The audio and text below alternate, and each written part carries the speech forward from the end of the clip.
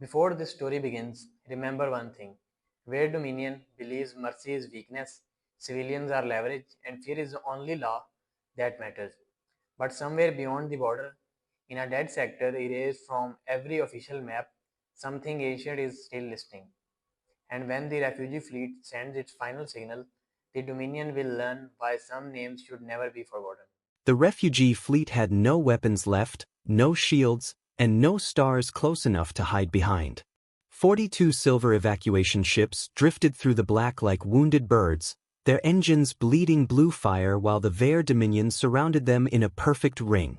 Every child aboard those ships had been told the same comforting lie since departure, that the Dominion only punished soldiers, that civilians would be allowed to live if they obeyed, that somewhere beyond the border, mercy still existed. Then the Dominion flagship opened its hangar doors and released the harvest drones. On the lead refugee vessel, Elder Sava pressed both trembling hands against the command glass as thousands of black machines unfolded in space. They did not rush. They did not need to. The drones moved with the slow confidence of things that had done this to 100 fleeing peoples before. Around her, the bridge crew whispered prayers in 6 languages, but no one asked for surrender terms. They had already asked. The Dominion had answered by burning the last hospital ship first, so the rest would understand the value of obedience. A young communications officer turned from her console, her face pale beneath the glow of emergency lights. Elder, there is one signal route still open. Sava did not look away from the drones. To whom? The officer swallowed. To the dead sector. The bridge went silent so quickly that even the alarms seemed louder. The dead sector had no colonies, no trade stations, no registered civilizations. Every official star map marked it as empty space wrapped in radiation storms and old debris. But older refugees, the ones whose grandparents had survived the last age of Dominion expansion, knew another name for it. They did not speak that name in classrooms. They did not write it in public records. They used it only in warnings, in bedtime stories, and in the last moments before death. Sava closed her eyes. Send it. Across the Dominion fleet, High Executor Varesh watched the refugee transmission flicker across his tactical display and laughed softly. The sound made his officers relax. Varesh had broken 13 rebellions, erased 4 border cultures, and taught entire species that hope was merely another form of disobedience. He expected begging. He expected final songs. He expected useless messages cast into empty space by desperate creatures too frightened to die quietly. Then the translation officer stopped breathing. Varesh turned. Report. The officer's throat moved, but no sound came out at first. Her hands hovered above the console as if the message itself might burn her. Executor, the refugees did not send a surrender request. What did they send? A distress code. Varesh's amusement vanished. To whom? Before the officer could answer, every light on the Dominion bridge went white. Every screen died. Every weapon lock dissolved. Across 10,000 Dominion vessels, commanders stared as their systems were seized by a signal that had not crossed known space in 87 years. One sentence appeared in perfect Dominion script. Do not touch them. No fleet emerged from hyperspace. No cannons fired. No human face appeared to threaten them. There was only the message, hanging inside every alien machine like a ghost that had remembered the way home. Varesh stood frozen as old stories crawled out of places in his mind he had spent a lifetime mocking. Somewhere behind him, one of his veteran officers whispered the forbidden name of the species the Dominion claimed had vanished. So far, Elder Sava's refugee fleet has been trapped, surrounded and marked for slaughter by High Executor Varesh. The harvest drones were moments away from reaching helpless civilians when one impossible message seized the entire Dominion fleet. Do not touch them. No ships arrived, no weapons fired, but every machine obeyed. Now the question is no longer whether the refugee can survive. The question is who sent the warning from the dead sector and why does the Dominion fear them? And in the silence that followed, the harvest drones stopped moving. Archivist Naelvor had never believed in ghost species. In the central archive of the Vare Dominion, myths were catalogued as weapons, legends were treated as social diseases, and fear was something assigned to conquered populations, not educated citizens of the oldest empires still standing. Yet when the emergency summons pulled him from his sleep chamber and dragged him through 12 security gates into the sealed lower vaults beneath Ver Prime, he found every senior historian in the chamber standing in absolute silence before the same 3 words. Do not touch them. The message glowed above the central table in pale white script, simple enough for a child to understand, impossible enough to make a room full of imperial scholars afraid to breathe. Around it, 12 projection screens displayed live feeds from the border incident. The refugee fleet remained trapped in Dominion formation. High Executor Varesh's warships still outnumbered them by more than 200 to 1. The harvest drones were still deployed and within killing distance. Nothing had changed, except that every Dominion weapon system had frozen the instant the message arrived. Nail adjusted the collar of his archive robe and tried to sound calmer than he felt. A systems intrusion? No, said Senior Keeper Othran, without turning. His voice had the dry, brittle quality of old paper about to catch fire. A recognition command. Nail frowned. Recognition of what? Othran finally looked at him, and Nail saw something he had never seen in the old scholar's face before. Not irritation. Not superiority. Fear. That is why you were called. The answer made no sense. Nail specialized in forbidden diplomatic histories, erased treaties, failed contact events, and collapsed protectorates. His work was not military, not technical, not useful in a live combat emergency unless the problem was not the message itself, but the name hidden behind it. He stepped closer to the table and watched lines of ancient encryption unfold beneath the 3 words. Most of it belonged to no modern Dominion system, but beneath the distortion was a mark, a blue-green sphere wrapped in a broken ring of stars. Nail's mouth went dry. He had seen that symbol once, carved into the back of a damaged data tablet recovered from an abandoned moon outside the Perseus grave belt. The tablet had been classified before he could translate it. The excavation team had been reassigned. Their names had vanished from public records within a week. That emblem is not listed in the active registry, Nail said carefully. No, Othran replied. It is not. Then why did our ships obey it? No one answered. A military liaison stood near the far wall, armor polished black, jaw clenched so hard the plates along his neck trembled. Commander Elias did not look like a man who feared scholars or symbols, yet he kept both hands folded behind his back as if afraid he might touch a console and awaken something. Executor Varesh is requesting authorization to override the lock and proceed with the cleansing operation. Othran's eyes never left the message. Denied. The commander snapped toward him. You do not have authority over battlefield command. In this case, I do. Othran lifted one thin hand and activated an imperial seal Nail had only read about in restricted law files. It was not the seal of the archive. It was older than the current Dominion throne, older than the border codes, older than every conquest now taught as destiny. Protocol Ashen memory supersedes military authority. The chamber changed after those words. Every junior archivist lowered their gaze. Every guard by the doors shifted as if the floor had tilted beneath them. Nail felt the shape of his ignorance closing around him. He had spent his life among buried truths, but this was different. This was not a hidden scandal or a forgotten atrocity. This was an empire-wide scar disguised as absence. What is ashen memory? He asked. Othran stared at him for a long moment, as if deciding whether knowledge would make him useful or mark him for disposal. Then he waved his hand over the table. The border feed collapsed, replaced by an archive search interface sealed under black classification.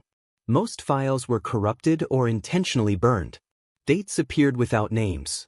Casualty numbers appeared without battles. Entire star systems were marked with one word: quarantined. Nail leaned in despite himself. These records are incomplete. They were made incomplete. By whom? By survivors. The word struck harder than it should have. Survivors of what? The Dominion did not leave enemies alive long enough to curate history. It absorbed, corrected, sterilized, or erased. That was the logic of order. That was how the Empire had lasted 9,000 years without allowing the border species to drown the galaxy in chaos. At least, that was what Nale had been trained to believe. Othran entered a command, and a single recovered diplomatic file opened. The image was distorted, but a figure appeared at the center of a bright chamber, bipedal, soft-skinned, dark-haired, wearing a plain formal uniform without jewels, armor, or ceremonial submission chains. She stood before a Dominion tribunal with both hands visible and her head unbowed. Nale had expected something monstrous from the old stories. Something with fangs, claws, poison sacs, maybe multiple eyes that explained why children whispered about dead sector demons. Instead, the creature looked almost fragile. This was Ambassador Mara Vale of Earth, Othran said. First sanctioned representative of the human species. The word moved through the room like cold vapor. Human. Several archivists flinched. Commander Elias muttered something under his breath and made a warding sign before remembering himself. Nale stared at the projection. Humans are extinct. Othran's expression tightened. That is the official answer. And the unofficial answer? The old keeper looked toward the live border feed still flickering in the corner of the room, where thousands of frozen harvest drones hung before helpless refugees, all stopped by three impossible words. The unofficial answer is that extinction is what we told ourselves so we could sleep. Nale wanted to laugh. It would have been easier than accepting the sudden weight pressing behind his ribs. A dead species cannot seize 10,000 modern warships. No, Othran said quietly. It cannot. The archive table pulsed again. A second file surfaced on its own, without anyone touching the controls. Nale watched the classification locks open one after another, not from inside the Dominion network, but from somewhere beyond it. Someone else was allowing them to see. Someone else was choosing the order of revelation. The title appeared in ancient emergency script. The Red Choir event. Every elder in the chamber recoiled. Nale looked from face to face. What is the Red Choir? Senior Keeper Othran did not answer immediately. His eyes had gone glassy, fixed on the file as though it were not a record but a door he had spent his life holding shut. When he finally spoke, his voice was barely above a whisper. It is the day the Dominion learned that humans do not scream when you try to break them. The first recovered file did not begin with war. It began with music. Nale expected explosions, accusations, perhaps the shrill panic of primitive diplomats confronted by a superior civilization. Instead, the archive projection filled the sealed chamber with the sound of human strings, low and mournful, rising from an embassy hall built of pale stone and living wood. The image stabilized slowly. A line of Dominion officials sat elevated behind a crescent tribunal desk, their robes layered in silver authority, their faces arranged in the patient disgust reserved for species who had not yet learned their place. Below them stood Ambassador Mara Vale of Earth, alone beneath the enormous ceiling, with no guards behind her and no weapon visible anywhere on her body. She did not look afraid. That unsettled Nale more than any monster could have. Mara Vale was shorter than every Dominion judge in the chamber. Her skin looked too soft for a Deathworld species, her hands too delicate to belong to a creature accused of surviving storms, predators, plagues, famine, and wars on a planet classified as biologically hostile. Yet she stood as if the height of the room did not matter, as if the eyes judging her had no power to lower her worth. The projection translated her voice into Dominion language, but something in the cadence survived the machine. Restraint. A strange, steady dignity that made the tribunal around her seem colder by comparison. Earth accepts contact under equal terms, she said. We will trade knowledge, medicine, art, navigation, and scientific access. We will not accept supervision. We will not accept occupation. We will not accept any doctrine that requires our children to grow up under another species' permission. One of the judges leaned forward. Nale recognized the face from imperial statues. Arbiter Karen, the architect of the obedience doctrine, celebrated for bringing stability to 40 border worlds. In the projection, he looked almost amused. Ambassador Vale, Karen said, your species has achieved interstellar travel less than a century after ending internal global warfare. Your history is a wound that learned mathematics. Your art worships suffering. Your nations celebrate soldiers. Your myths praise defiance. These are not the marks of a sovereign people. They are symptoms. The younger archivists in the vault stood rigid, absorbing words they had likely repeated in classrooms without knowing who had first heard them. Nail had read similar classifications in thousands of files. Juvenile aggression, emotional volatility, predatory memory, cultural resistance to corrective integration. They were sterile phrases, clean enough to sign beneath. But hearing them aimed at a living person changed their weight. Mara did not raise her voice. If you studied our history, then you studied our recovery as well. Karen's mouth tightened in something like pity. Recovery is not proof of civilization. Even wounded animals stop biting when exhausted. A murmur of approval passed through the tribunal. Mara let it pass over her. She waited until the hall was silent again. Then you misunderstood the part of us that matters most, she said. The file distorted there, jumping forward in time. Nail saw fragments. Dominion envoys touring Earth cities under heavy diplomatic protocol, human scientists sharing plague cures with border colonies, children waving blue-green flags beside alien visitors, farmers on Martian domes offering food to Dominion survey teams, old human veterans standing quietly beside memorial walls while foreign observers measured their grief as if it were evidence. Each fragment carried a hidden tension, a sense that humanity believed it was entering a conversation while the Dominion was conducting an evaluation. Then the tone of the footage changed. The next image showed a convoy moving through deep space, 12 white vessels marked with medical sigils, sanctuary lights, and civilian clearance codes. They were not warships. Their hulls carried no cannon arrays, no armor plating, no escort formation. The file identified them as the Ardent Passage Relief Convoy, carrying wounded miners from a collapsing colony, refugee families displaced by solar storms, medical staff, teachers, and 217 children selected for resettlement on a safer world. Nail heard someone behind him inhale sharply. Senior Keeper Othran lowered his eyes. The convoy had been heading toward a human-protected corridor when 3 Dominion cruisers emerged from slipspace ahead of it. Their arrival was not dramatic. They did not fire immediately. They simply placed themselves across the route with the calm entitlement of law made physical. A human captain appeared in a small communication window. Her name was Captain Irina Sol. Her hair was tied back, her uniform collar open from exhaustion, and there were dark circles beneath her eyes. Behind her, Nail could see children sleeping in medical blankets along the corridor floor because the passenger sections were overcrowded. This is a registered humanitarian convoy, Captain Sol said. We are carrying civilians and emergency patients. We request safe passage under the Treaty of First Exchange. A Dominion officer replied from a bridge of black glass and gold light. His name was not listed. The record had burned it away, but his voice remained perfectly preserved. Your treaty status is under review. You will divert to Compliance Station 7 for behavioral assessment. Captain Sol's jaw tightened. We have radiation patients aboard. We have children in organ support. Diverting will kill people. Non-compliance will kill more. Nail knew, before the footage showed it, that no appeal would matter. He could feel the old machinery of Empire moving. Classify. Corner. Demonstrate. Correct. He had studied that rhythm in dead civilizations and never once wondered what it sounded like to the people trapped beneath it. Captain Sol turned slightly, listening to someone off-screen. When she faced the Dominion again, her voice remained controlled. We are continuing on our assigned route. We are not a military threat. We will transmit our full passenger registry. Please at least allow the hospital ship through.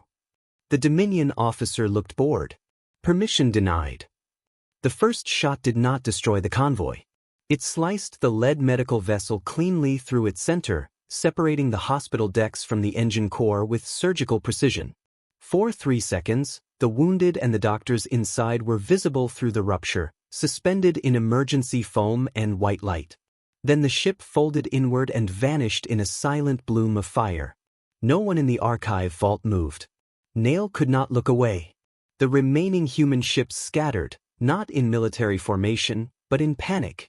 Engines flared. Distress signals multiplied across the projection. Voices overlapped until the translation system could barely keep up. Mothers calling for children.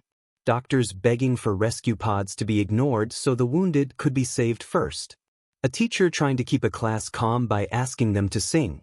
Captain Soul repeating the same words again and again, not to the Dominion, but to her own people. Stay together. Keep breathing. Keep the children away from the windows. The Dominion cruisers fired methodically. They did not rush. They disabled engines first, then communications, then life support. Each strike was designed to leave enough time for fear to mature before the next one landed. It was not a battle. It was instruction. Nail's stomach turned. "Why?" he whispered. Othran answered without looking up. The Dominion believed Earth was too proud. The convoy was chosen to prove that pride had a price. The final vessel was Captain Soul's ship. By then, the bridge was half dark, the hull venting atmosphere in bright streams. Behind her, several children clung to crew members, too shocked to cry. A little boy held a broken toy spacecraft in both hands and stared at the screen as if the Dominion officer might still change his mind. Captain Soul opened a final channel. "If anyone hears this," she said, and for the first time her voice almost broke, "tell Earth we did not provoke them. Tell Earth we tried to keep the children calm. Tell Earth." The transmission shook. The lights failed. For one heartbeat, the file showed her face lit only by warning red, eyes fixed not on the Dominion, but somewhere beyond the camera, toward whatever she loved enough to think of at the end. Then the ship disappeared. The archive chamber remained silent after the projection stopped. No one spoke for several long seconds. The only sound was the low hum of machines and Nail's own breathing, uneven now, too loud in his ears. A new fragment loaded without command input. It showed Earth. Not the whole planet, only a plaza outside a human government hall where millions had gathered in the rain. The sky was gray. Screens towered above the crowd, each displaying names from the Arden Passage. Nail expected screaming. Riots. Leaders howling for vengeance. Instead, the humans stood in silence so complete that the rain seemed violent. In the front row stood Ambassador Mara Vale, no longer in the Dominion Tribunal, no longer carrying warmth in her face. Her eyes were dry. Her hands were still. Around her, human children held candles that trembled in the weather but did not go out. For 7 minutes, no human moved. Then every screen across the plaza went black. A single message appeared. "We heard them."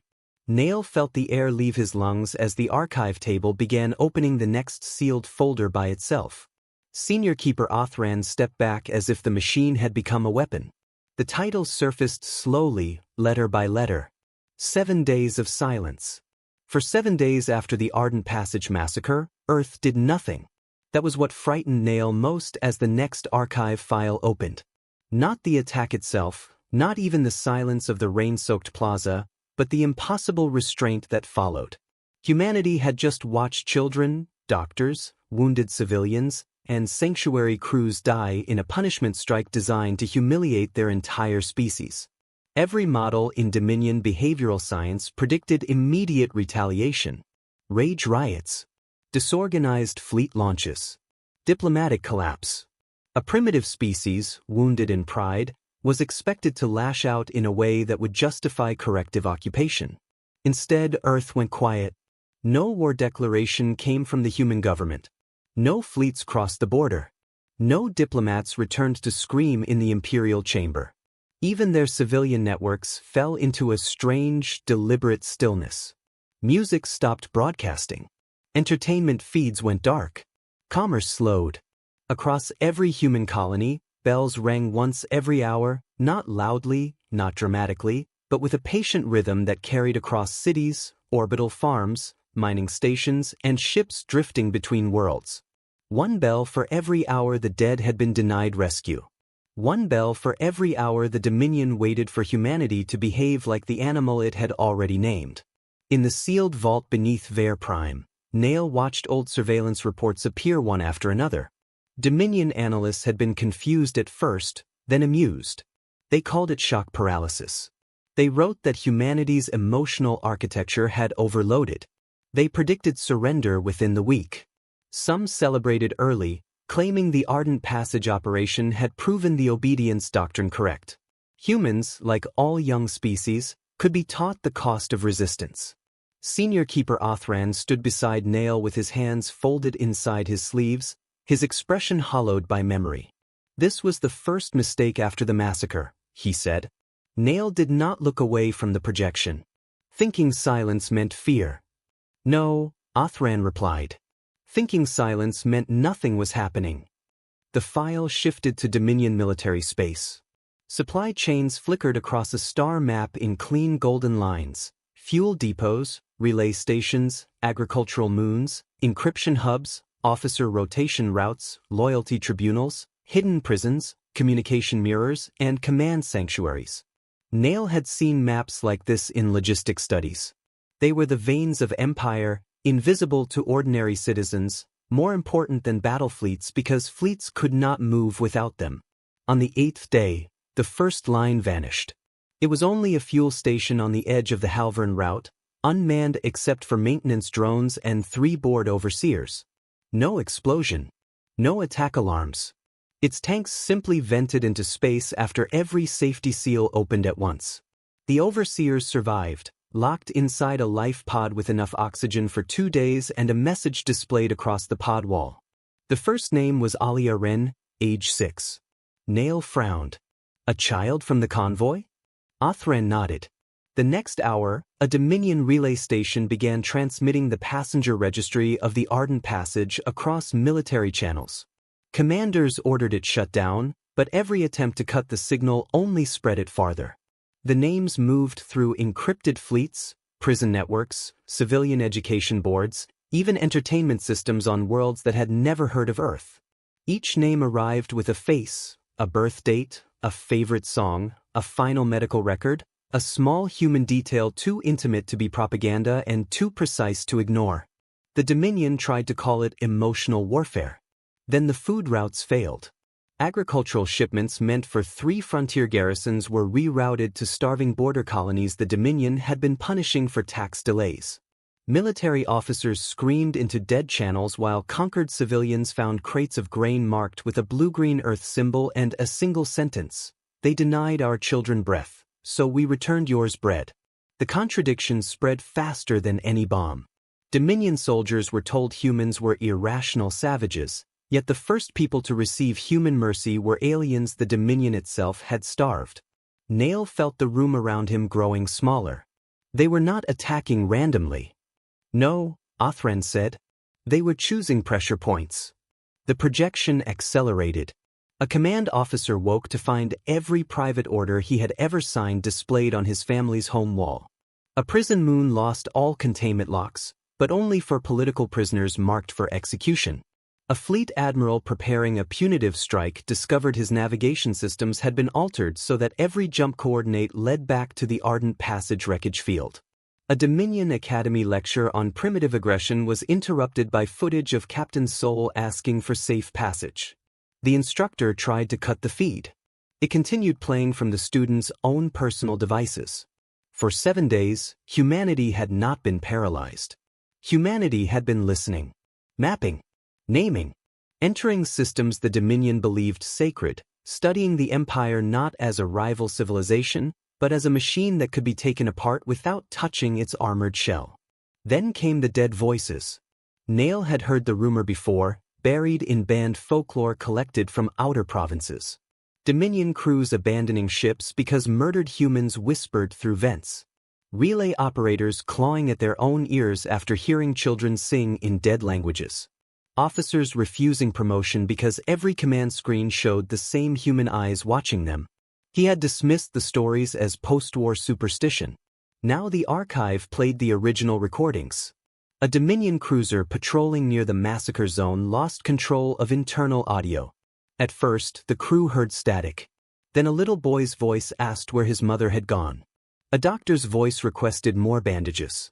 Captain Soul's voice repeated, calm and exhausted, "Keep the children away from the windows." The crew searched every deck. No intruders. No signal source. No physical explanation. The voices followed them from room to room, never shouting, never threatening, only remembering. Within 6 hours, the cruiser's crew mutinied against its own captain and refused to continue border patrol. Nail's skin prickled beneath his robe. How did humans do that? Othran's eyes remained fixed on the recordings. At first we thought it was synthetic audio built from stolen distress signals. Later, we learned that answer was too small. The file showed hundreds of human listening posts hidden inside asteroids, abandoned satellites, civilian buoys, and even Dominion-made survey probes. Humanity had seeded the border with passive receivers during its so-called diplomatic years. They had recorded everything: military codes, command habits, personal communications, propaganda rhythms, officer fears, civilian doubts. After the massacre, those sleeping systems woke.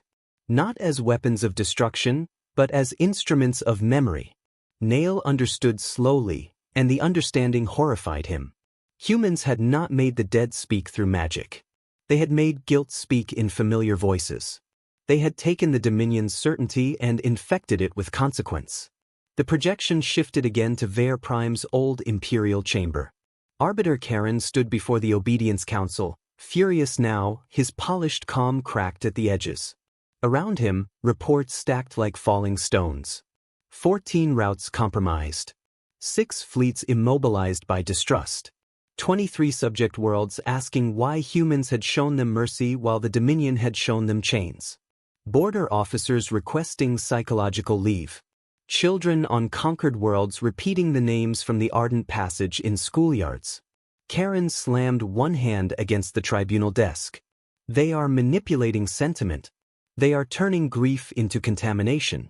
Authorize full strike authority against Earth before their infection spreads. Another counselor asked the question no one wanted spoken. And if attacking them creates more of this? The chamber went still. On the projection, Karen looked toward the recorder, and for the first time, Nail saw the smallest crack of fear beneath Imperial arrogance. Not fear of human ships. Not yet. Fear of a species that had taken one massacre and turned it into a mirror large enough for an empire to see itself. The archive file dimmed, but before it closed, a final report surfaced from a Dominion listening post near Earth. It contained only 9 words received at the end of the 7th day. The morning is over. Now we begin the lesson. The lesson did not begin with a fleet. That was the part Nail could not reconcile with everything he had been taught about war. In Dominion academies, history moved through obvious shapes: borders crossed, ships deployed, armies counted, victories declared by those with the most guns left burning in the dark. But the next file opened on a quiet human room beneath a mountain on Earth, where no banners waved and no generals shouted over strategy tables. 27 humans sat around a plain circular desk, their faces hollow from grief, their clothes still marked with funeral black. At the center of the room rested a small glass case containing fragments recovered from the Ardent Passage wreckage. A scorched medical bracelet, a child's metal toy, a cracked captain's insignia, and a strip of hull plating with the word Sanctuary half burned away. Ambassador Mara Vale stood among them, but she no longer looked like the woman who had offered equal terms in the Dominion tribunal. Her softness had not vanished. It had hardened into something more dangerous than rage. She looked like a person who had placed her grief somewhere deep inside herself, not to forget it, but to keep it safe until it could be used. An older human admiral spoke first. If we answer with missiles, they will call it proof. A civilian minister wiped rainwater from his coat, as if he had come directly from the Memorial Plaza. They already called us violent before they killed our children. That is not the point, the admiral said. They want our first strike to look like panic. They want every watching species to see a wounded animal. Mara looked at the objects in the glass case. Then we do not give them an animal. The room fell silent. What do we give them? Someone asked. Mara's answer was quiet enough that the archive audio had to amplify it, yet every elder in the Vare vault seemed to flinch as if they already knew what she would say. A witness. The projection shifted, and the table in the human room became a map of the known galaxy. At first it looked absurdly incomplete. Human territory occupied only a small corner near Earth, A handful of colonies, research outposts, trade routes, and diplomatic stations barely visible beside the sprawling Dominion network. Then Mara touched the map, and hidden markers began appearing. Listening posts buried inside comet trails. Civilian aid caches on oppressed border worlds. Cultural exchange devices gifted during peaceful visits. Medical scanners installed in Dominion clinics. Navigation beacons placed near refugee routes. Human-made learning archives donated to Concord schools. Thousands of small, harmless points of contact the Dominion had accepted because it believed charity was weakness. Nail stared as the map filled with blue-green light. Humanity had not spread like conquerors. They had spread like memory. Senior Keeper Othran's voice trembled beside him. This is what we missed. We counted their ships. We counted their weapons. We did not count every person they had helped. The file advanced. Over the next 72 hours, human systems woke across Dominion space, not as bombs, but as evidence carriers. On agricultural moons, soil monitors began projecting records of forced starvation orders signed by Dominion governors. In hospitals, human medical databases unlocked hidden footage of patients denied treatment because their species had failed obedience quotas. In schools, donated human language programs opened forbidden histories in children's classrooms. On prison worlds, ventilation systems began whispering the names of prisoners erased from official records. Every crime the Dominion had hidden inside bureaucracy was dragged into the open with dates, faces, signatures, and voices. The Empire had survived for millennia by controlling what each conquered world knew. Humanity did not attack the walls. Humanity attacked the forgetting. Nail watched riots ignite across a dozen subject worlds. Not mindless chaos, but recognition. Workers refusing orders. Teachers opening sealed archives. Soldiers lowering Dominion flags with shaking hands. Mothers holding children in public squares while human broadcasts named massacres the Dominion had renamed resettlements. The Ardent Passage had been meant to terrify Earth into obedience. Instead, Earth had turned its dead into a key and unlocked every cage the Dominion had built inside the minds of its own subjects. Then the archive showed the event that gave the Red Choir its name. It began at exactly the 7th hour of the 7th day after the massacre. Every human transmitter, from Earth's deepest shelters to its farthest mining stations, from civilian ships drifting in repair docks to hidden satellites near Dominion borders, activated at once. The galaxy's communication field bent beneath the weight of one synchronized broadcast. There were no threats, no speeches, no demands for revenge, only voices. Millions of human voices. They spoke the names of the Ardent Passage dead one by one. Not as a chant. Not as a song in the ordinary sense. It was too controlled for that, too vast, too intimate. A mother in Lagos spoke the name of a child she had never met. A miner on Ceres spoke the name of a surgeon. A teacher on Luna spoke the name of another teacher who had died keeping children calm. Soldiers, farmers, engineers, artists, prisoners, presidents, widows, and children joined the same impossible rhythm, each voice carrying one name into the Dominion network until the Empire's own relays repeated them across every world it ruled. The Dominion tried to cut the transmission. The voices grew louder. They tried to jam it.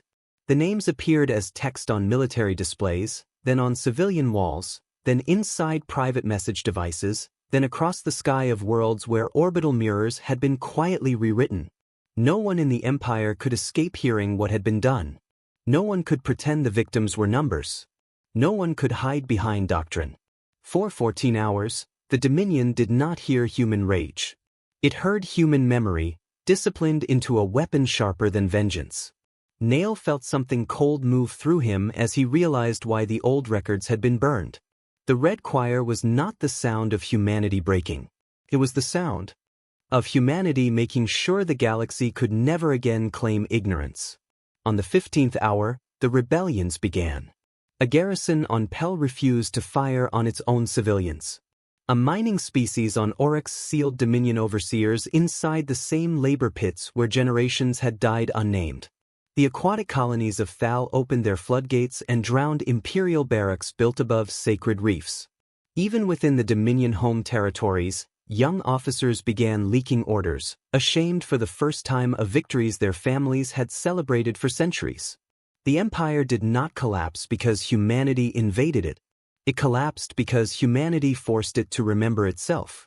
But then came the twist Nail had not expected. Human fleets finally crossed the border, and every Dominion strategist prepared for extermination. They expected burning worlds, orbital bombardments, human vengeance delivered without restraint. Instead, human ships moved along evacuation corridors, escorted rebel transports, disabled Dominion command hubs, and destroyed only the fleets that fired first. At the height of its fury, humanity still chose targets with terrifying precision. That restraint frightened the Dominion more than slaughter would have. Arbiter Karen, trapped in a council chamber filled with rebellion reports, gave the order that sealed his empire's fear into legend. If humanity would not behave like monsters, he would force the galaxy to see them as monsters. He authorized the Ashfall Protocol, a forbidden plan to frame Earth for the destruction of 3 rebellious subject worlds. Dominion weapons would burn those planets, human signals would be planted in the debris, and the border species would crawl back to Imperial protection. The file paused on Karen's face as he signed the order. Then another image appeared. Mara Vale, standing aboard an unmarked human vessel, watching the intercepted order unfold on her screen before it could be carried out. She did not smile. She did not celebrate the intelligence victory. She only looked tired in a way that made the room feel colder. He still thinks this is about reputation, she said. A human officer beside her asked, "Do we expose him?" Mara looked toward the star map, where 3 innocent worlds had just been marked for sacrifice. "No," she answered. "We let him send the order." Nail's breath caught. The officer on the recording had the same reaction. "Ambassador, if we wait, billions could die." Mara turned from the map, and in her eyes Nail saw the moment human mercy became something the Dominion would spend centuries fearing. "They will not die," she said. "But the Dominion needs to believe they can still choose evil in secret. That is how we make every world watch them choose it." The projection cut to black before Nail could see what happened next. In the vault, the live border feed suddenly flashed back onto the table. The refugee fleet still hung surrounded by Varesh's frozen warships. The human warnings still controlled Dominion systems. Then a new line appeared beneath it. Now the truth is unfolding. Archivist Nile has seen the buried history of Ambassador Mara Vale, the Ardent Passage Massacre, the 7 Days of Silence, and the Red Choir, where humanity turned memory itself into judgment. The Dominion once tried to break humans by murdering civilians, but instead, Earth exposed an empire's hidden crimes. And now, Varesh has repeated the same mistake. The humans are not returning as conquerors, they are returning as witnesses. "You were shown this once before. You did not learn." High Executor Varesh stared at the new message until the symbols seemed to cut themselves into the inside of his skull. "You were shown this once before. You did not learn." For the first time in his command career, he felt the terrible weakness of being watched by something that did not need to explain itself. His fleet still surrounded the refugees. His warships still possessed enough firepower to turn every evacuation vessel into dust. His officers still wore the black armor of the Vare Dominion, the uniform that had made border worlds kneel for generations. Yet none of it mattered while 3 human sentences sat inside his machines like hands around the throat of his empire. "Override the lock," he said. No one moved. Varesh turned slowly toward the weapons pit. "I gave an order." The chief tactical officer kept his eyes on the dead console. "Executor, the systems are not refusing our commands. They are accepting a higher command." "There is no higher command." The officer's voice dropped. "There is now." The bridge chilled around those words. Varesh crossed the command deck in 3 long strides and struck the officer hard enough to send him against the console. "Humans are a border myth. A collapsed anomaly. A cautionary infection from a century of weak historians. I will not have my fleet paralyzed by children's stories." Then the central screen came alive. Not with a human face. Not yet. It showed the Dominion command hierarchy, every officer in Varesh's fleet, every private record, every classified order, every sealed atrocity report linked to their names. Varesh saw his own biography unfold in merciless detail: the pacification of Lore 9, the starvation rotation on Maveth, the erased census of the Hollow Moons, the execution of refugee negotiators after promising safe passage. The files were not summaries. They contained audio, signatures, censor proofs, personal messages, and faces. Around the bridge, officers began seeing their own lives exposed across side screens. One young navigation commander staggered backward when a recording of her first cleansing order played from her console. An older fleet captain muttered prayers as images of drowned colonies reflected in his visor. A communications officer tore off his headset when the voices of prisoners he had once silenced began reading his name. The refugees could not see the files, but they saw the effect. On the lead evacuation vessel, Elder Sava watched the Dominion formation ripple with confusion. For decades, she had believed the Vare were incapable of fear because fear required imagination, and conquerors rarely imagine themselves beneath anyone's judgment. Now their ships drifted motionless around her people, massive and armed and suddenly uncertain. The young communications officer beside her whispered, "Elder, the dead sector is transmitting again." Sava gripped the edge of the console. "Put it through." The message did not enter the refugee ship through normal channels. It appeared as soft blue-green text across every damaged screen, translated into the refugees' own language with perfect tenderness. "Stay together. Keep your children away from the windows. Help is crossing the dark."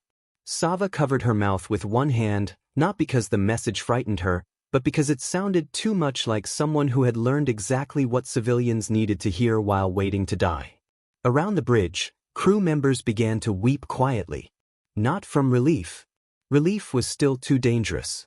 They wept because someone had answered as if their lives were specific, not symbolic.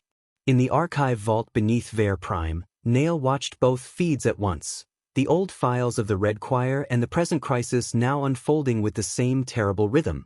He finally understood why the human records had not been destroyed completely. They had been left like bones under thin soil, waiting for the day the Dominion repeated itself. History was not haunting them. Humanity had built a memory trap, and Varesh had stepped into it with an entire fleet. Commander Elias slammed a fist against the vault table. "This cannot continue. If a single dead sector ship enters Dominion space unchallenged, every subject world will hear of it by sunrise. The border will ignite." Othran looked at him with exhausted contempt. "The border is already listening." He was right. The archive table began showing unauthorized civilian feeds from across Dominion space. Mining settlements, factory moons, school districts, prison habitats, servant colonies, conquered capitals, all receiving fragments of the crisis despite every sensor block. They watched the frozen harvest drones. They watched the refugees waiting between life and death. They watched the Dominion fleet unable to fire because a species erased from textbooks had told it not to. Nail felt the scale of it then.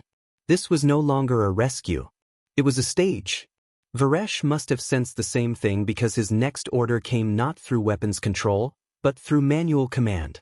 "Launch one kinetic round from the dorsal battery 7. Local operation. Isolate it from the fleet network." His officers stared at him. "Executor," the tactical chief said carefully, blood dark at the corner of his mouth, "if the humans are monitoring us." "If," Varesh snapped. "Let them monitor. Let the whole galaxy monitor. The Dominion does not yield sovereignty because an old ghost learned to speak through wires." The dorsal battery detached from the locked network and rotated by manual drive. Its target was not the entire refugee fleet.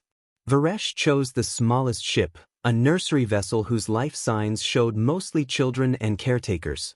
A cruel calculation moved behind his eyes. If humans were truly watching, they would have to reveal themselves.